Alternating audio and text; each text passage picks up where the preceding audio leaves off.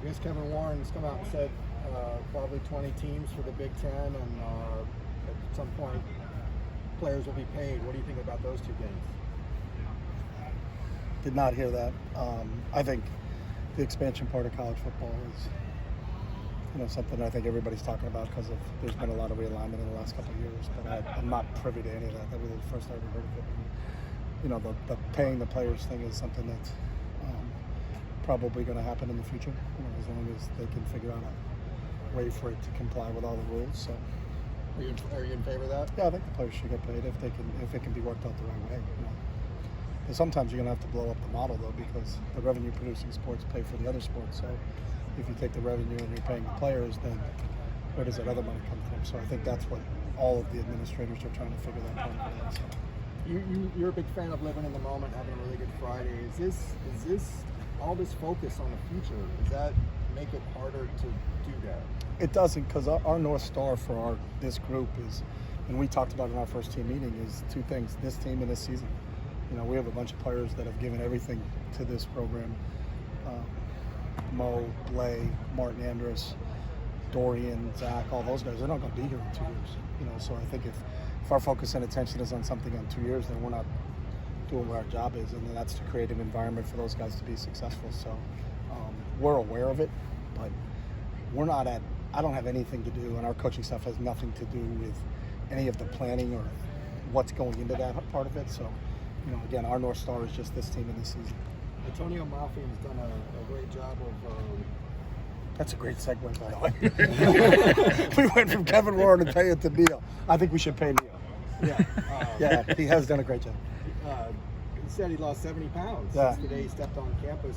He has. Looks like a different person. Can you talk about his journey and what he's done to get him in position to be where he is now? Yeah, really, really proud of Neo and everything he's done. And I think just a special kid. Graduated, is in grad school. He's always been a stellar kid in the classroom, and just keeps getting better and better on a daily basis. And if you watch what it got into, when he came here, I think he was 4'11" when he got here.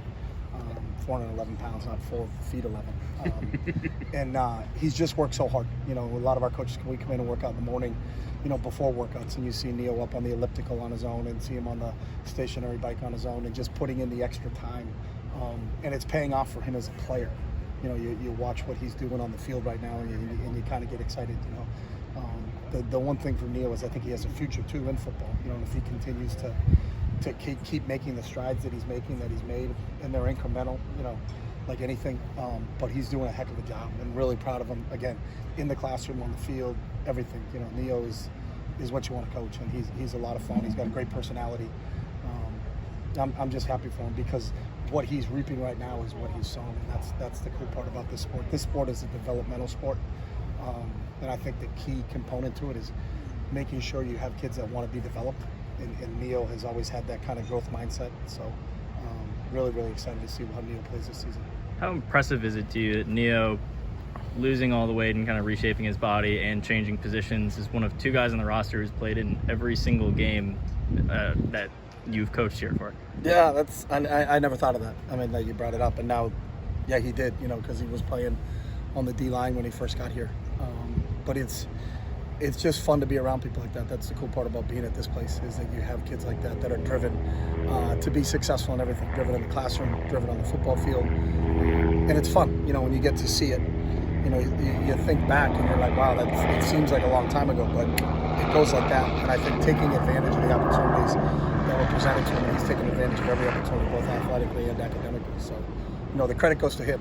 The one thing about this game, and we talk about all the time, is pretenders get exposed once you cross the lines. There's a lot of people that talk about it, but it's not talking about it, it's doing it, and that's what Neil's done. Neil's really done it, so couldn't be happier for him. Adding a big-time outside receiver like Jake Bobo, who had so much production at Duke, how much does that change the emphasis of this offense, the passing attack specifically, from the slot-oriented tight end? Yeah, really good question. I think it gives us, we've had some tremendous inside receivers. Obviously, Greg playing for Denver right now as a tight end inside. Devin and Caleb Wilson before that, they had been our leading receivers. And then obviously what Kyle did in the 4 years he was here. And he's really playing really well for Tennessee from what we understand right now. So, the dominant part of our passing game had been our inside receivers. But when you have someone like Jake, who's a 70-plus catch guy at a Duke, when everybody knew that the ball was being thrown to him. I watched the game on a Thursday night when they were playing Louisville. And even the announcers said, well, they're going to Bobo. And I knew they were going to Bobo. I know Louisville had scouted when they were going to Bobo, and he was still making plays. So to have that guy out there, it really just depends on how defenses choose to defend you. They're going to play more cover 2 and put people over the top. And if that happens, then that opens up things for other people. But if those people are making plays, then it comes back to him getting singles. But the one thing Jake has really proven since we've seen him through the spring and in camp so far this year is that he can make the contested one-on-one catches. And when the ball's up, it's not a 50-50 ball with Jake. It's more like an 80-20 ball for him, which is a real positive. So to have a guy out there, and I think you watch our quarterbacks, Dorian and Garbs and those guys really comfort where, hey, it looks like someone's running with him, but if I throw it to his back shoulder, I know Jake's going to come up with it. So I think it's going to help us because I think it's going to spread out the defenses in terms of how they try to defend us. Mike Martinez not being with the team anymore, do you expect that to change how you use the tight end position this year, more or less 12, 13 personnel? Obviously losing Mike is difficult just because of what a great person he was and what a great teammate he was and what a great guy he was in the locker room, and also the impact that he had, and specifically because of his physicality at the point of contact at the line of scrimmage.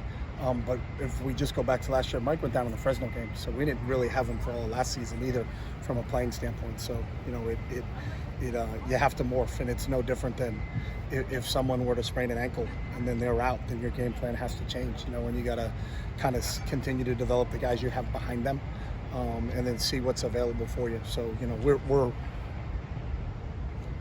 we're part of our game planning is going through all those things, like who's available this week and what do we do. So, the fact that we went through most of last season without Mike because of the injuries that he had, I think we understand kind of what we can do. But we feel confident, and I know when a lot of pro scouts come here and they look at our tight end group as a whole, it's a pretty talented group. And we added 2 really good young players in Carson and Jack, and they're doing a great job of fitting in.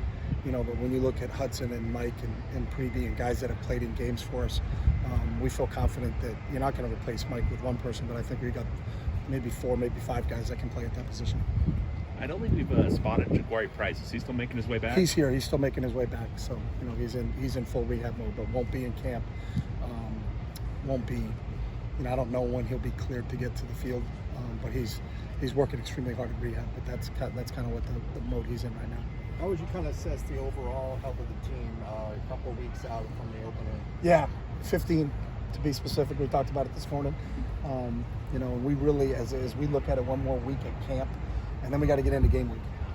But our overall health has been good. I think there's been a guy or two that's missed a training session, but for overall so far it's been good. I think our guys know how to practice. Our practices have been great. I think the effort, the attention to detail and things like that we're getting, but they also know there's times when our safety could take a shot at a kid going down the seam, but they don't because it's the teammate. They know that they can pull out of that, and they're practicing like you do when you're in the NFL. I think our players really truly understand that. So right now, 15 days out, we're good. But as we know, something could go down in the beginning of next week, and we got to be conscious of everything nowadays. So, but I think so far we've been really pleased with what we've been getting out of our guys. So. What's been your assessment of the defensive line to this point? They've done a really nice job. I think we've got it's a unique combination. We've got some size. When you look at Jay and you look at Gary Smith and Martin, you got 300-pounders there, or 300-pound plus guys there. And then I think on the interior defensive tackles, you got some movement guys. Jacob Sykes has added a lot because there's some quick twitch there, even though he's 285 pounds, but he's an active move guy instead of any confuse. He's done a really nice job. Dovid Magna has done a really good job, up front. And then on the edges, I think, with Bo, who's played a lot of football for us, and Carl, who's played a lot of football for us, and then you had the Murphy twins and Latu out there. I think we've got, what we need, and I think at any position besides quarterback, we're going to rotate people, because you're trying to keep people fresh.